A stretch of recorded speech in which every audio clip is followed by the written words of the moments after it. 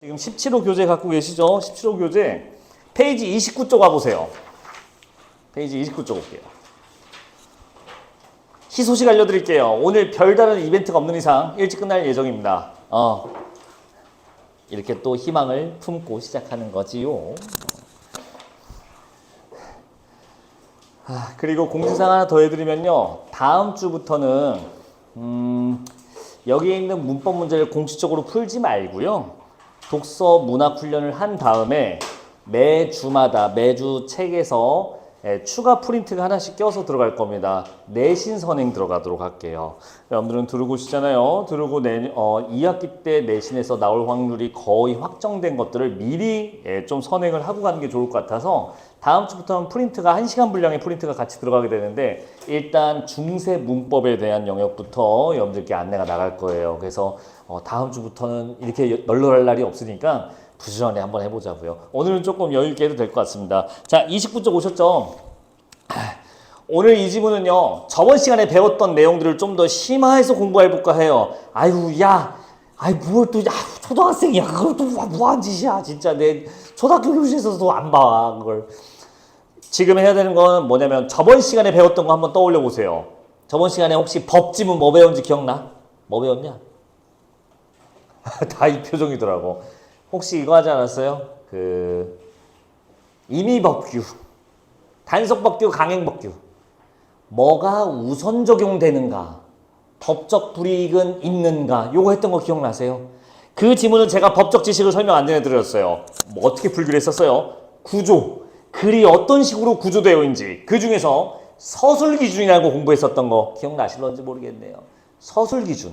글이 그냥 써져 있는 게 아니라 무언가 설명하는 기준에 맞춰서 설명되어 있었어요. 그래서 우리는 그것만 읽었어도 답이 나오게끔 문제가 설계된 걸 직접 봤었습니다. 오늘은 거기에서 한 단계 더 업그레이드된 2016년 수능을 풀어볼 건데 이 지문을 내신 교수님은 이 지문 문제를 내시고 뭔가 나쁜 일이 있을 것 같지 아주 극찬을 받으셨어요. 아주 대단하다고. 네, 그 이유는 제가 좀 이따 설명드릴 텐데 일단은 지문 내용을 좀 집중해 보도록 할게요. 자, 내가 읽을 거거든. 눈으로 한번 따라와 봐요. 눈으로 한번 봐봐. 쉬워.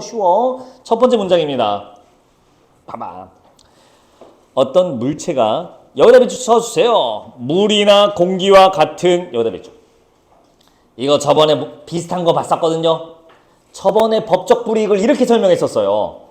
벌금이나 과태료 같은 법적 불이익 이렇게 써 있었거든요. 네, 요즘에는 단어에 대한 개념을 이렇게 앞에서 꾸며주는 말로 설명을 합니다. 자, 물이나 공기와 같은 유체. 이 지문에서 유체는 물이나 공기 이런 거였어요. 자, 다시 어떤 물체가 이런 유체 속에서 자유 낙하할 때 물체는 자, 네모 칩시다. 세 개를 한꺼번에 치세요. 중력, 부력, 항력을 네모 한 칸에 다 묶어보세요. 중력, 부력, 항력이 작용한다. 됐습니다. 이게 우리가 읽어야 될 세 가지 정보예요. 자, 아까 미리 말씀드렸죠. 저번 시간에 배웠던 거랑 구조가 거의 유사해요. 중력, 부력, 항력 세 개. 저번 시간에 임의법규, 단속법규 이런 것처럼 오늘은 중력, 부력, 항력에 대한 이해를 해야 됩니다. 자, 근데 문제는 뭐냐? 저번 지문하고 다른 거. 그냥 설명이 들어가요. 다음 문장 보실래요? 중력은 읽어볼게. 물체의 질량의 중력 가속도를 곱한 값으로 물체가 낙하한 동안 일정하다. 갑자기 기준도 없이 줘버려요. 우리는 이런 걸 읽을 때 그러면 어떻게 해야 될까? 기준을 분명히 잡아야 되거든요. 내가 뭐 읽어야 되는지 지금 감이 안 잡혀요. 근데 중력 설명이 시작해버렸어. 이거 다 보고 어쩌라는 걸까? 자, 이럴 때는 첫 번째 설명에서 기준을 여러분들이 도출하시면 되겠습니다. 무슨 말인지 볼게. 지금 이 지문은 중력, 부력, 그리고 항력에 대해 설명한다고 분명히 서술되어 있었고요. 나도 책상 사야 되는데. 아니, 자네들이 하도 떨궈서 내 안에 학원 차리잖아. 이 책상을 뭘로 할까 고민하는데 이걸로 하려고. 여기 이렇게 이게 막아져 있는 책상이 있더라고. 그러면 안 떨구겠지. 그걸로 해야지. 더 비싸. 3만 원. 중력 뭐 나왔게요? 중력의 크기를 계산하는 방법이 나왔던 거 눈치챘어요? 중력 어떻게 구한대 보니까. 질량에다가 뭐 곱하래? 중력 가속도 잘했어요. 아, 이렇게 구하는구나. 하나 더 있었어요. 정보가 중력에 대해서. 뭐라고 써 있었더라? 낙하하는 동안 일정, 자, 방향과 지속성입니다. 자, 일단 방향은, 하얀색으로 할게. 방향은 아래고요. 유지된다라고 써 있네요. 이제 어떻게 하면 됩니까? 나머지 정보도 이 기준에 맞춰서 읽으면 되는 거예요. 이렇게 하시면 돼요. 기준을 설령 이번엔 주지 않았지만 여러분들이 첫 설명으로 기준을 잡고 그러면 나머지 부력도 이 얘기 하겠구만 이라고 생각하고 읽어줘야 돼요. 다음 문장 보시면 아마 부력은 하고 설명을 해줄 겁니다. 자, 1문단 마저 읽어보세요. 1문단 읽어보세요.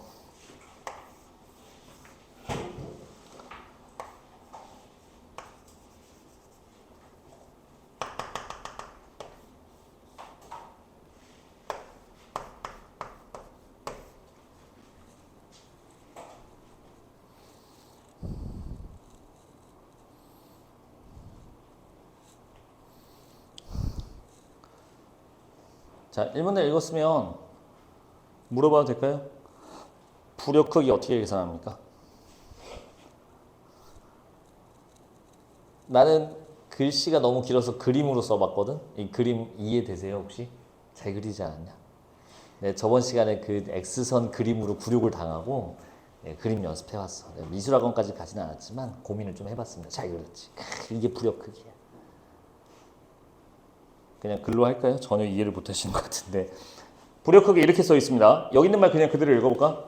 물체에 의해 배제된 부피만큼의 유체의 무게, 이게 바로 부력의 힘이었어요. 자, 유체가 뭔지는 아까 설명해줬습니다. 맨 처음에 물과 공기. 봐봐, 요 그림을 설명해 드릴게요. 여기 칠판 볼래요? 이게 유체야. 이 하얀색 직사, 이 하얀색 사각형이. 근데 이 노란색 어떤 물체야. 이게 물체야. 노란색이 들어왔어. 그러면 이 사각형의 부피는 어떻게 됐어요? 줄었어요? 늘었어요? 노란색 물건이 들어옴으로써, 어떤 물체가 들어옴으로써 이 사각형의 부피는 줄어든 거야? 늘어난 거야? 줄어든 거 아니야? 이 노란색만큼 부피가 줄었잖아요. 물체가 대신 차지하고 있으니까. 이 물체에 대한 부력은 무엇이냐? 요 부피만큼 배제된, 빠진 이 유체의 무게. 그게 부력이래요. 고윤 씨 이해되세요? 고윤 씨도 이해되세요? 혼서가 이해돼? 진짜로? 진짜로? 진짜? 야, 이해 안 되는 사람 빨리 자수해. 바로 검증돼. 안 돼? 그래. 이게 안 돼. 이게 다 될 수가 없어, 이게.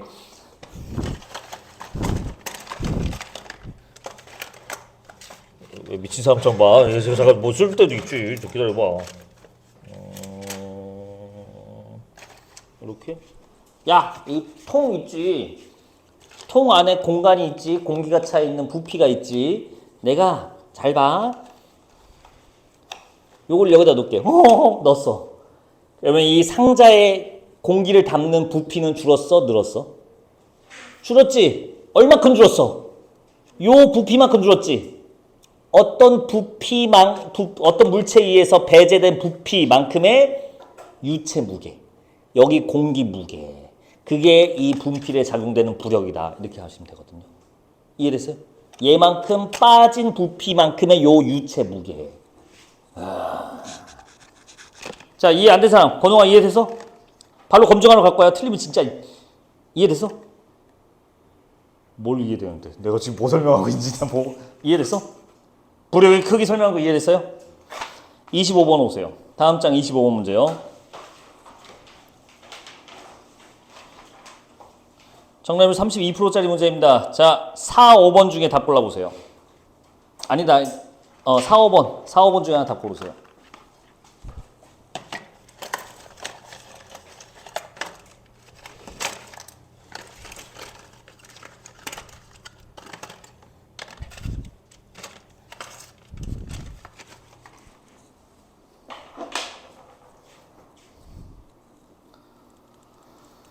와, 그거 골라?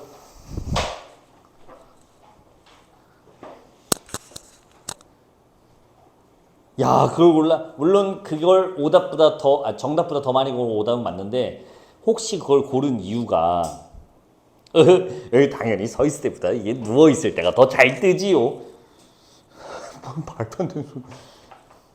답 4번입니다, 님들아. 어떻게 5번을 고르십니까? 야, 5번 고른 야, 5번 선지 봐봐. 균일한 밀도 액체. 자, 이 밀도의 액체, 이 액체는 좀 밀도가 균일해요. 그러니까 어디나 무게가 똑같아.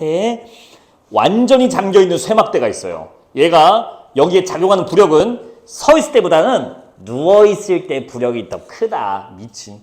야, 이 안에 물체가 서 있든 누워 있든 얘의 부피가 바뀌나요? 아, 부피 똑같잖아. 얘가 서 있든 누워 있든. 얘 부피만큼 빠진 배제된 이 유체의 무게라니까. 아까 이해했다며. 이해했는데 그걸 골랐으면 빠가 아니에요. 적절한 거 고르는 거였습니다. 자, 5번이 왜 틀렸는지 알겠나요? 누워있든 서있든 부력은 동일해요. 물체의 부피가 똑같으니까. 4번 답입니다. 액체 속에서 낙하하는 동전. 얘는 항력의 크기에 상관없이 일정한 크기를 유지한다. 네, 동전이 물속에서 내려가고 있는데 얘가 속도가 빠르든 말든 뭐 항력인지 뭔지 아직 모르는데 이게 뭐 있던 말든 부력은 어떻게 결정돼? 이 동전 부피만큼 제거된 액체의 무게잖아. 동전의 속도랑 무슨 상관이 있습니까? 똑같죠. 동전의 부피가 변하지 않으니까. 그래서 답이 4번이었어요. 이걸 다 틀렸었어요. 근데 이렇게 설명했는데도 틀렸다고? 이씨. 진짜 이해했어? 부력이 뭔지?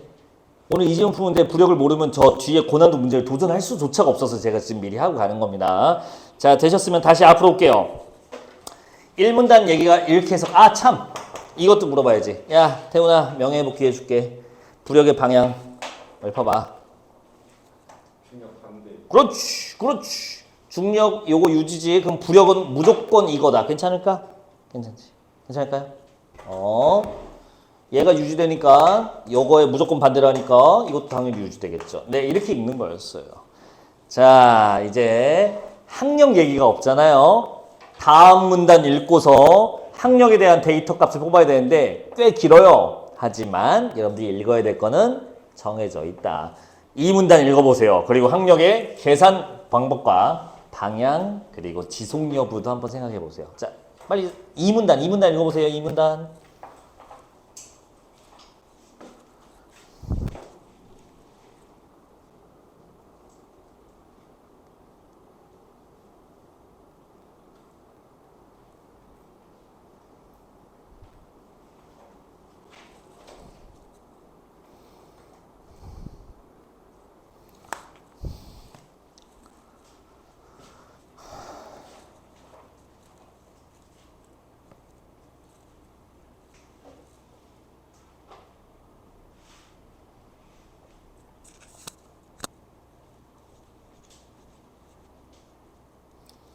이제 물어볼게요. 항력의 크기는 어떻게 계산됩니까? 사실 방향부터 나와 있거든. 야, 항력 방향 어디래? 훈서가, 훈서가 항력 방향 어떻게 된대?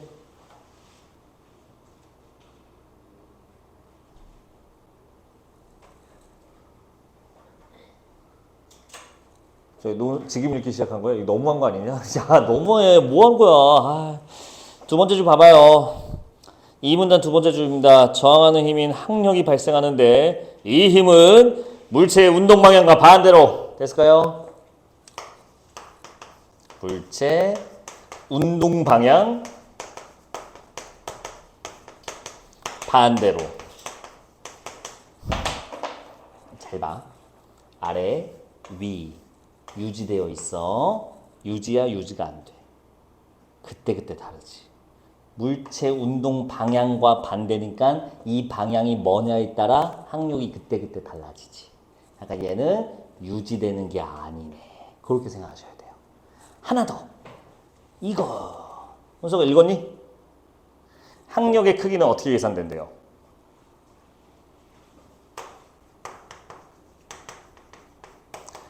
물체 속도에 상응하여 커진다. 즉 비례 관계라는 거 괜찮을까요? 됐습니다. 우리가 읽어있을 게 바로 이게 중력과 부력과 항력의 데이터 값이었어요. 이제 두 문단 남았거든요. 이 두 문단을 읽으시고 사실 마지막 문단만 읽어도 됩니다. 이제 왜냐하면 첫 번째 문제를 제가 풀어드렸으니까. 하지만 첫 번째 문제 답이 4번이라고 알려드렸는데 나머지 선지가 왜 답이 아닌지도 체크해 보실 겸 3, 4문단 읽어보시고 뒤에 두 문제 준비되어 있습니다. 푸는데 5분이면 한번 해볼만 하지 않겠어요? 어차피 하나 풀어줬는데 글도 절반 읽어드렸고 자 이게 오늘 풀 수 있는 것 중에 가장 어려운 문제입니다. 맞춘 학생이 지금 전체 1학년 여러분들 반 빼고 다른 학교 다 합쳐봤는데 2명 나왔어요. 여기도 한 명이 좀 나왔으면 좋겠네요. 자 풀어보세요. 마지막 문제가 가장 어려운 문제입니다.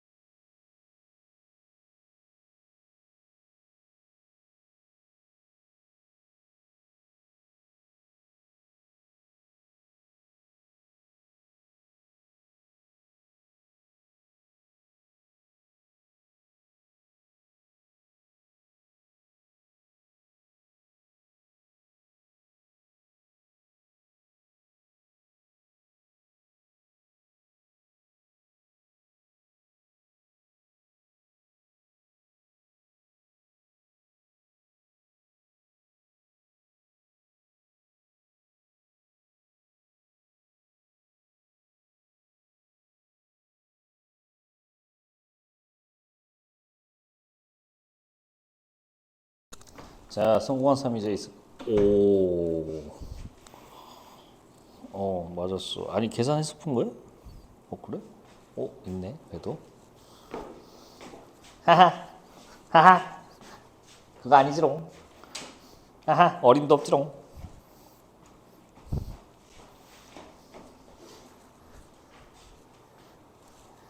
여러분들 이거 맞췄다 틀렸다 너무 스트레스 받지 말으시고요. 시간 다 됐네요. 이걸 맞추라고 제가 풀려고 한 게 아닙니다. 물론 맞춤 미친놈도 가끔 있어요. 근데 저런 놈들은 그냥 그러려니 하고 그냥 찍었나 보다 하고 넘어가시면 되고요. 이걸 풀려고 한 이유는 안 풀리잖아. 이제 내가 해설해 드릴 거거든요. 이해하시고요. 이렇게 푸는 거였군 한 다음에 거기서 멈추면 바보. 나는 이게 왜 안 보였지? 나는 이게 왜 그때 안 보였을까를 고민해야 결국에 여러분들이 발전이 있습니다. 이거 너무 또 잔소리가 돼버리는데 진짜야. 그렇군 하는 여러분들을 변화시키지 않아요. 그렇군. 근데 왜 나는 그렇게가 안 나왔지? 거기에 답이 있어요. 이걸 고민을 잘하는 사람들이 공부를 잘합니다. 제가 재수학원에서 맨 처음 시작했던 20대 때 처음 수업했던 게 질문 선생님이었거든요. 질문. 조교 선생님 같은 거지. 제일 학원에서 질문 선생님 하고 있는데 학생들이 와요. 근데 이것들이 하는 질문이 이거야. 선생님, 저는 왜 공부를 못할까요? 근데 나도 답을 못하겠더라고. 나도 공부를 못 해본 적이 별로 없어서 나도 이해가 안 됐거든. 그러게? 니들 빠가냐? 막 이렇게밖에 안 나오더라고. 이걸 왜 몰라? 여기 써있는데? 니들 바보? 막 이렇게 생각했는데 근데 점수가 안 좋았는데 노력해서 올린 친구들이 분명히 존재해요. 그래서 얘들을 내가 관찰을 했단 말이야. 얼추 관찰한 지 이제 10년이 됐는데 10년쯤 되니까 이제 알 것 같아요. 누가 공부를 해서 점수를 올릴 수 있는 사람과 공부를 했는데 안 오른 사람이 차이를 이제는 알 것 같아요. 방금 말한 거 그거예요. 왜 내가 안 됐는지를 고민을 깊게 하는 사람이 결국에는 실력이 올랐어요. 그 고민하는 만큼 올랐어요. 정확하게. 그래서 자꾸 자기 걸로 만드시려는 얘기가 그 얘기예요. 이제 해설해 드릴게요. 본문으로 올게요. 답 5번이야. 빨리 와. 본문으로 와보세요. 29쪽 맨 마지막 문단 보겠습니다. 맨 마지막 문단이요. 읽어볼게. 빗방울이 네모치세요. 낙하할 때입니다. 이거 중요하게 본 사람 있나요? 세상에서 제일 중요한 말이었습니다. 아니 이게 왜 중요해요? 자, 이게 왜 중요해요라고 지금 생각이 드신 분이 있다면 이걸 눈치를 못 챈 거예요. 지금 얘가 핵심 키를 잡고 있다는 거. 고정된 값은 무슨 문제로 나와요? 방금 아까 그것처럼 그냥 사실 확인 문제로 나와요. 중력의 방향은 어디 이게? 중력은 바뀔까 안 바뀔까? 이런 문제밖에 안 나와요. 사실 문제는. 근데 여기서 고난도 나올 수 있는 거는 우리 보고 계산 추론하라는 문제인데 우리에게 추론을 물어볼 수 있는 부분이 여기밖에 없어요. 변하지 않는 값은 사실 확인. 그냥 틀린 그림 찾기예요. 하지만 이거는 틀린 그림 찾기가 아니죠. 여러분들이 계산, 사고력을 발휘해야 된다고. 물체 운동 방향과 반대다. 낙하할 때는 그러면 항력의 방향이 어디야? 위인 거 괜찮을까요? 그렇게 가는 거야. 계속 읽어볼게요. 계속 읽어볼게. 방금 네모 쳤죠? 낙하할 때 처음에는 중력 때문에 빗방울의 낙하 속도가 점점 증가하지만 이에 따라 자 밑줄 항력도 커지게 돼요. 항력도 커지게 돼요. 왜 커져요 하면 이건 진짜 바보. 아까 보고 왔잖아. 항력의 계산법은 속도에 비례한다고. 물체 속도에. 물체 속도가 빨라지니까 당연히 항력도 커지겠지. 계속 갈게. 마침내 자 이제 밑줄 치세요. 물결 밑줄 쳐볼래요? 항력과 부력의 합이 중력의 크기와 같아지게 됩니다. 항력과 부력의 합이 중력과 같아지게 됩니다. 계속 읽을게요. 이때 물체의 가속도가 0이 되므로 참 가속도 주연아 가속도 속도랑 가속도랑 같냐 다르냐? 달라. 뭐 뒤에 물음표를 왜 붙여? 당연히 다르지. 가는 더할 가짜야. 속도를 더하는 정도가 바로 가속도입니다. 가속도가 0이면 물체가 속도가 멈춰? 안 멈춰? 이 새끼야. 정답은 가속도가 0이면 물체가 기존 속도를 유지한다가 맞지. 가속도가 뭐라고? 중학교 과학이야. 그래서 설명을 안 해줬어, 가속도는. 속도가 더해지는 정도라고. 근데 속도가 더해지는 게 없어졌대요. 속도를 더하지는 않아. 그러면 기존 속도가 그대로 있다라는 뜻이에요. 그래서 속도가 일정 속도가 유지되는 상태래요. 빗방울이 멈췄다가 아니야. 빗방울의 속도가 똑같아졌대요. 이게 가속도가 0이 된 거고 이거를 뭐라고 하냐 보니까 정단 속도라고 한대요. 그렇구나. 이게 종단 속도였구나. 이 가속도가 0이 되는 거. 더 이상 속도가 변하지 않는 거. 계속 읽어볼게요. 밑에서 세 번째 줄입니다. 자, 마지막 문단 밑에서 세 번째 줄 속도라 한다. 유체 속에서 잘 봐봐. 이 말이 왜 나오는지. 상승하거나 지면과 수평으로 이동하는 물체의 경우에 동그라미 도에다 동그라미. 상승할 때도 종단 속도가 나타나는 것. 예, 상승할 때도 종단 속도가 나타난대요. 근데 이것은 뭐냐? 이동 방향으로 작용한 힘과 반대 방향으로 작용한 힘의 평형에 의한 것이다. 한 번 더 설명을 추가해 주죠. 이동 방향과 이동하는 반대 방향 평형을 이루는 것이 바로 종단 속도래요. 힘의 평형이야. 이거. 자, 됐을까? 봐봐. 부력 상승하지. 여기지. 중력 항상 낙하하지. 항력 낙하할 때 반대지. 이렇게 되지. 마지막 문제 푸셨죠? 마지막 문제 보기 뭐라고 써있죠? 물체가 올라가요 떨어져요? 상승할 때죠. A, B가 상승할 때라는 거 눈치챘나요? 올라가고 있어요. 상승할 때의 종단 속도 C가 어떻게 나올까요? 형수야, 넌 유일하게 맞춘 사람이니까 네가 말해봐. 상승할 때 종단 속도 칙 말해봐. 항력, 부력, 중력 이용해서. 항력 나누기? 더하기 빼기로 끝내. 뭐한 짓이야? 살려줘. 항력 더하기 부력.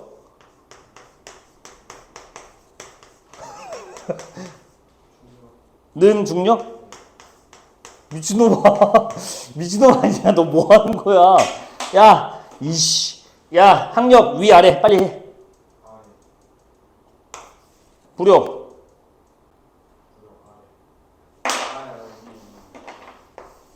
야, 이씨. 이거 뭐 하는 짓이야? 똑같이 수하라고 있어, 미친놈아. 이건 낙하할 때, 이거는 상승할 때. 봐봐요. 부력과 중력을 여기다 놓자. 둘은 무조건 반대니까. 항력은 어디다 넣어줘요? 어디다 더해줘야 돼요? 여기다 더해줘야지, 이 사람아, 이번에는. 왜? 부력, 중력. 상승할 때니까, 반대니까, 항력은 이번에 아래잖아요. 이렇게 돼야 힘의 평형이 이루어지지. 이게 바로 여러분들, 야, 너 푼 거 맞지, 이 새끼야? 식이 아까 안 보였어. 예, 상승할 때 종단 속도는 바로 이렇게 다 구한다는 식을 여러분들이 추론하라는 문제였습니다. 어때요? 할 수 있을 것 같아요? 할 수 있어요. 26번 오겠습니다. 문제 26번 봅시다. 보기 볼게요. 크기와 모양은 같으나. 여러분들 역시 중학교 아니 초등학교 수학이거든 이거. 크기와 모양이 같으면 뭐가 같다는 거야? 부피가 같다는 거 아닐까? 크기도 똑같고 모양도 똑같대. 아이 부피가 똑같은 거지 뭐. A와 B의 부피는 똑같다. 이렇게 먼저 시작하는 거야. 근데 밀도가 다르대요. 야, 밀도가 뭐야? 주연아, 밀도가 뭐니? 빽빽하다는 거야. 이렇게 뭔가 이게 듬성듬성하다는 거야. 그렇지, 빽빽이잖아, 빽빽. 가득 차 있다. 조밀조밀하다. 빽빽하다는 뜻이거든. 밀도가 다르대요. 여러분들 똑같은 크기인데 더 많이 차 있으면 뭐가 달라? 질량이 다른 거 아니에요? 더 무거운 거 아니에요? 계속 읽어볼까? A와 B를 공기 중에 고정하였다. 이때 물체와 A의 B의 밀도는 공기보다 작으며 물체 B의 밀도가 A 밀도보다 더 크다. 자, 밀도가 B 밀도가 더 크대요. 자, 근데 크기가 똑같으니 밀도가 더 크다는 거는 결국에 뭐가 더 크다는 거야? 질량이 더 크다는 거거든요. 잠시만요. 질량이 더 크다는 거는 뭐가 더 크다는 걸까? 저기서 부력, 항력, 중력 중에 중력이 더 크다는 거 아니에요? 중력 가속도 다르지 않나요? 아, 뭔 개소리야. 그거 뉴턴하고 상담하세요. 자, 중력 가속도는 다 똑같이. 그러면 중력이 B가 더 크구나. 이렇게 되는 거였어요. 아참, 내가 부피라고만 말하니까 좀 그렇다. 부피가 같으면 뭐가 중력, 부력, 항력 중에 뭐가 같아요? 부력 이렇게 되는 거잖아. 나와요? 부력은 AB가 똑같고 중력이 B가 더 크다. 이거 들고 들어가는 거예요, 이제. 됐을까요? 이게 딱 놓으니까 둘이 상승하다가 둘 다 일정한 속도에 이르렀다. 둘 다 종단 속도에 이르렀다라고 됩니다. 즉, 이 식이 적용된다라는 얘기로 이제 문제 풀러가면 됩니다. 자, 1번부터 볼게요. 선지 1번부터 봐봐. 그럼 너 끝났어. 벌써 선지문 끝났어. 요 마음들. 선지 1번 볼게. A, B가 고정되어 있을 때 A의, 자, 고정이야, 고정. A에 작용하는 항력이 B에 작용하는 항력보다 더 작다. 틀렸거든? 왜 틀렸을까? 김태훈이 이거 왜 틀렸어? A, B 항력 중에 누가 더 작아? 아, 떨린다. 건우가 자지 말고. 태훈아, A, B가 고정되어 있대. 미치겠네. 하필이면 네가 제일 가까워. 지금 학력 구하는 식을 여기다 써놓고 시작했는데 뭔 짓거리 하고 있는 거야. 고정되어 있으면 0. A, B 중에 누가 학력이 더 작아? 둘 다. 그렇지. 둘 다 0이지. 이렇게 해서 1번 X예요. 그렇게 생각했지? 개뿔. 자, 2번.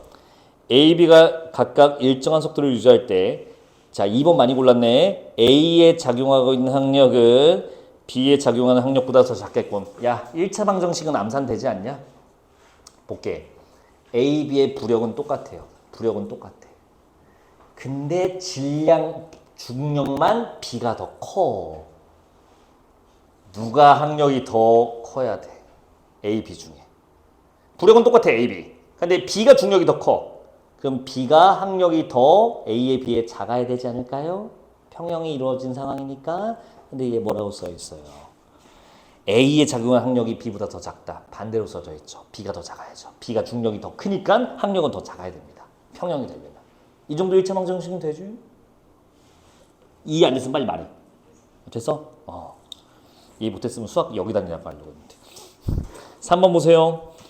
A에 작용하는 부력과 중력의 크기 차이는 A 속도가 증가하고 있을 때보다 A가 고정되어 있을 때 더 크겠다. 자, 이건 A, B 비교 아니야. A 하나 갖고 보는 건데 A가 고정되어 있을 때의 부력 중력 차이, A가 상승하고 있을 때의 부력 중력 차이가 있을까 없을까? 야, A의 중력은 올라갈 때 멈춰 있을 때 중력 같아 달라? 같지, 똑같지. 질량이 바뀌어 올라간다고? 부력은 어때요? A가 올라갈 때 가만히 있을 때 아까 윗문제에서 풀고 왔잖아.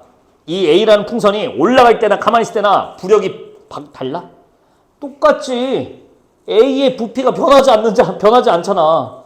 요 부피만큼의 유체 무게니까 변하지 않습니다. 그래서 3번 차이 없답니다. 차이가 없어요. 자, 4번 볼게요. A, B 모두 일정한 속도에 도달하기 위해 속도가 증가하는 것을 보아. 속도가 증가하는 걸 봐서 A와 B에 작용하는 항력은 점점 감소하기 때문에 뒤져야죠. 속도가 증가하는데 항력이 왜 감소합니까? 속도가 증가한 거에 비례해서 항력도 커져야겠죠. 자, 답이 5번인 이유 보러 가겠습니다. 이것도 그림으로 좀 해볼까? 여기다 그려볼까?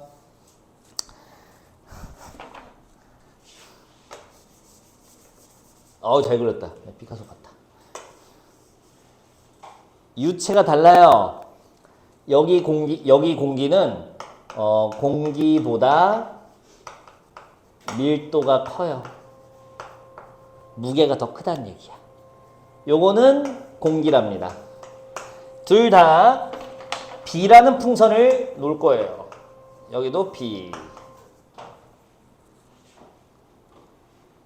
부력의 차이 눈치챘어요? 다시. 이거 봤을 때 부력이 다르구만이라고 나와야 돼요. 차지하고 있는 부피만큼의 유체 무게였어요. 근데 이 유체는 얘보다 더 무거운 유체 공기래요. 그럼 부력은 누가 더 큰 거야? 얘가 부력이 더 크죠. 자, 나머지는 똑같아요. 똑같은 물건이니까 중력도 똑같고 항력 똑같을 거야. 그러면 자, 봐봐. 첫 번째 거. 이게 첫 번째 거. 요게 두 번째 거라고 할게. 쓸데가 없네. 1번, 2번 중에 누가 부력이 더 커? 방금 했죠? 1번이 더 부력이 크죠? 더 크죠. 중력 똑같죠? 똑같은 비물체니까. 누가 항력이 더 커야 돼?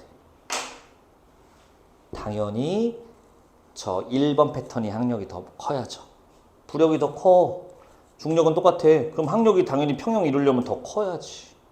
됐을까요? 그래서 답이 5번이 나오게 됩니다. 이렇게 푸는 거였어요. 자, 되면 된다. 안 되면 왜 안 됐는지 고민하고 이 말을 여러분들이 할 수 있는 정도의 논리 수준을 갖추셔야 됩니다. 모은을 빕니다. 질문 있을까요? 혹시 두 문제? 없으면 맨 앞에 첫 번째 질문으로 오도록 하겠습니다. 페이지 4쪽이에요.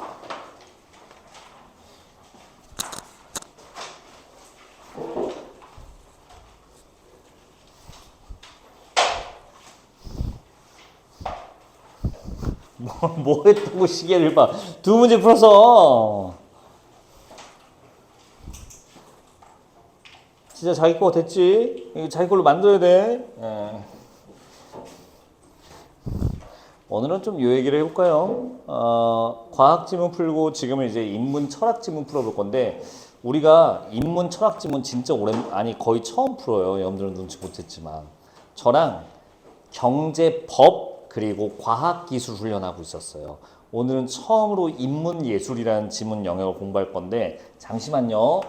여러분들 모의고사 보실 때 독서 지문 몇 개 나와요? 야, 몇 개 나오냐? 별 관심 없구나. 3개 나와요. 딱 3개. 3개. 하나는 인문 예술이 나오고요. 하나는 사회 문화. 그리고 마지막으로 과학 기술이 나옵니다. 우리는 지금 이 2개를 훈련하고 있었어요. 무슨 말이냐? 여기서 대표적으로 많이 나오는 거는 바로 여러분들이 좋아하시는 경제와 최근에 훈련했던 법. 이게 여기 사회문화에 들어가 있어요. 과학기술은 우리가 지금 보고 있었죠? 과학기술은 뭐 설명 안 할게.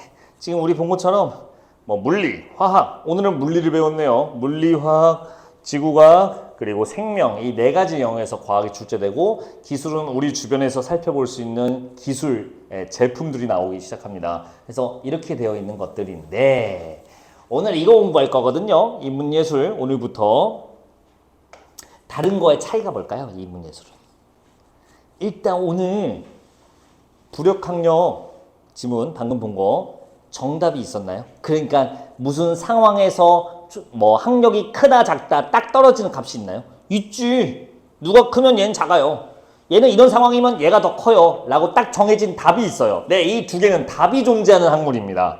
정답이 존재해요. 근데 인문예술에서 나오는 건 뭐냐면 쉽게 말하면 철학이에요. 철학. 예술도 마찬가지야. 이 철학이라고 하면 여러분들이 또 막 이게 뭔 소리야 하실 분이 있는데 이 철자가 뭐냐면 생각이라는 뜻이거든요. 생각. 생각하는 분이요? 아유, 또 뭔가 이상한 것 같은데요? 아니. 여러분들이 평소에 하는 생각을 연구하는 학문이에요. 자, 님들아, 다른 사람 물건을 훔치면 이거 어떻게 해야 돼? 훔친 사람을 벌을 줘야지. 그리고 훔친 물건을 어떻게 하는 게 정의로운 것 같아? 원래 주인한테 돌려준 게 정의롭지. 그러면 고구려는 뭐예요? 고구려는 무예를 숭상해서 다른 나라의 물건을 약탈해오는 약탈 국가인데 쓰레기인가요? 그렇게 말하기엔 조금 그렇지. 조금 이상하지. 철학이라는 게 이런 거예요. 사람들이 어떤 것이 정의로운지 생각하게끔 그 정의를 내려주는 겁니다. 옛날에는 그게 옛날 철학은 그게 아니었는데 점점 발전한 거예요. 우리 인류가 어떻게 하면 행복할 수 있을까라고 고민하면서 우리들의 사고방식, 가치관을 연구하고 발전시키는 겁니다. 그래서 지금은 다른 사람 물건을 훔치면 비난받아요. 우리가 그렇게 발전시켜 온 거야, 철학을. 야, 요즘 핫한 철 할 만한 게 뭐 있을까? 교권. 학교 교권 어때요? 지금 낮아진 게 문제 아닌가요? 여러분들 그거 보고 어떻게 생각했어요? 왜 웃어, 사이코패스야? 너 왜 웃어, 지금? 안타깝지 않습니까? 여러분들 교권 어떻게 해야 될 것 같아요? 다시 이제 올려드려야 되지 않겠어요? 교권. 태훈아, 교권을 높게 유지시키는 게 정답일까? 교권을 낮게 유지시키는 게 정답일까?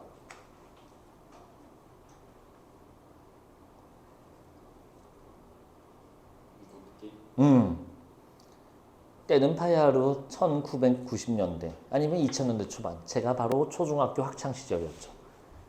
그때는 교권이 어땠을까요? 어마어마했어요. 굉장히 높았어요.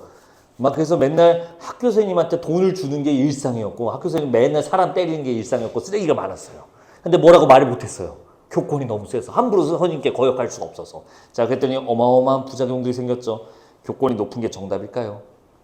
그건 또 아니에요. 지금이 교권 낮아진 게 이 교권이 너무 높은 부작용 때문에 낮추다 보니까 이렇게 된 거거든요. 자, 무슨 말이 하고 싶은 거냐? 정답이 없어요. 이 철학은 답이라는 것이 존재하지 않는 학문이 바로 특징이에요. 님들아, 나 저번 주에 우리 수업하고 여러분들은 이제 4시에 집에 갔지만 저는 10시까지 수업을 했거든요. 근데 그날 밤에 실화야. 이거 말해도 되나? 뭐 설마 보겠어. 친구가 연락이 왔어요. 아, 이거 아니다. 이거 얘기 안 할래. 좀 미안한데. 야, 끄고 얘기해야지.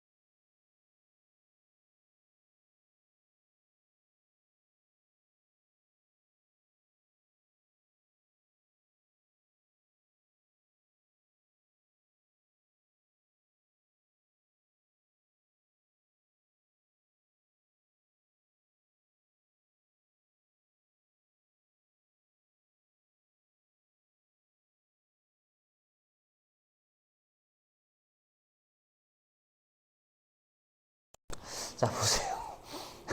농담이에요. 열심히 한대요. 장학사 하겠대, 장학사. 1급 정교사 따로 연수 갔어요. 이렇게 된 거 교실에 있지 말자. 공부를 더해서 시험을 합격해서 장학사 올라가서 애들 보지 말아야겠다. 하고서 막 공부하고 있어요. 돌아와서요. 철학은 계속 교권이 높아야 되냐 낮아야 되냐 정답은 없습니다. 정답은 없어요. 즉 철학 지문, 인문 예술 지문에서 뭐가 있냐? 예술도 마찬가지야. 어떤 게 좋은 작품인가요? 답이 있나요? 없어요. 입장이 달라요. 즉 철학 지문에서는 다양한 사람의 입장을 알아야 됩니다. 자, 최소 2명. 왜? 입장 하나만 나오는 건 문제가 불가능해요. 이 사람 입장 이래요 하고 끝나버리거든.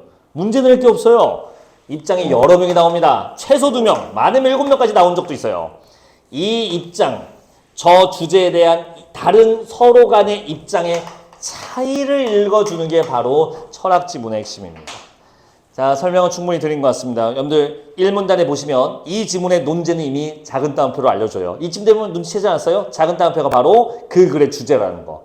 읽어보시면 집합의례라고 있을 겁니다. 집합의례. 집합의례에 대한 다양한 의견들이 있을 거야. 그 의견들이 얘를 반대한 건지, 얘를 지지하는 건지, 응원하는 건지, 아니면 뭘 좀 다른 작업을 한 건지 입장 간의 차이점을 보시면서 읽으면 답이 생각보다 쉽게 나올 수 있습니다. 자, 이건 푸는 시간과 쉬는 시간을 섞어 드릴 테니까 천천히 읽으신 분들은 천천히 한번 읽어보시고요. 빨리 푸신 분들은 빨리 푸셔도 좋습니다. 문제는 총 5문제고 8분이면 풀겠죠? 10분만 쉬면 되겠죠? 우리 20분에 너무 빡빡한가? 뭐? 충분하지? 너무 많지? 그치. 이거 빨리 공부해야 되는데. 뭐하게? 22분에 이어서 볼 테니까 여러분들 풀고 가시는데요. 그냥 풀기만 하면 안 돼. 답 써놓고 갈게요. 채점 해보고 고민해보세요. 이게 왜 답이 이거지라고 고민해봐야 돼.